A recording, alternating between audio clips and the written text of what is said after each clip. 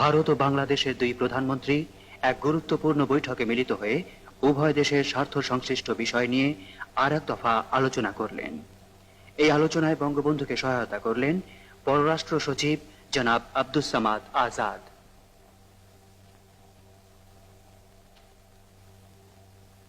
দুপুরে কলকাতা পরিবহন সংস্থা শ্রমিক ইউনিয়নের পক্ষ থেকে বঙ্গবন্ধুকে উপহার দেওয়া হল ডাবল ডেকার বাসের দুটি মডেল।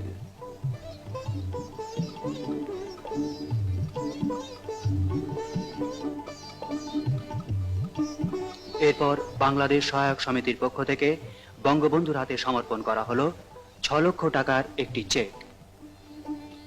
সমিতি বাংলাদেশের জন্য 33টি অ্যাম্বুলেন্সও দান করলেন।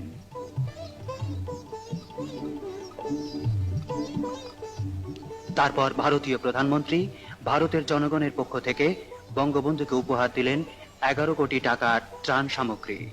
এর মধ্যে রয়েছে 53টি জিপ, 136টি অ্যাম্বুলেন্স ও প্রতিটিতে 200 ব্যাগ গুঁড়ো দুধ সহ 800টি ট্রাক।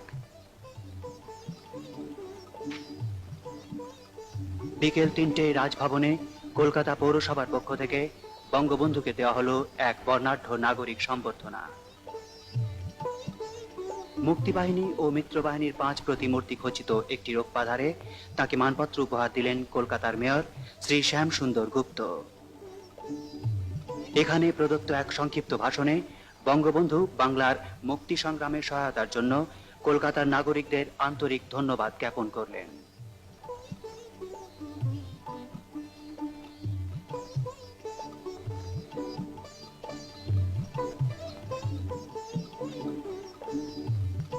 বিকেল 4টায় বঙ্গবন্ধু মিলিত হলেন কলকাতার বুদ্ধিজীবী সম্প্রদায়ের সঙ্গে।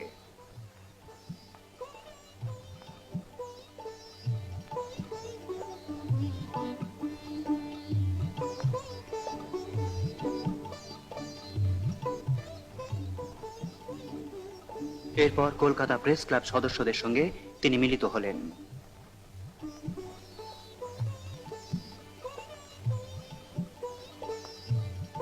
এই অনুষ্ঠানে তিনি বাংলাদেশের মুক্তি সংগ্রামে তাঁদের ভূমিকার জন্য গভীর কৃতজ্ঞতা প্রকাশ করলেন।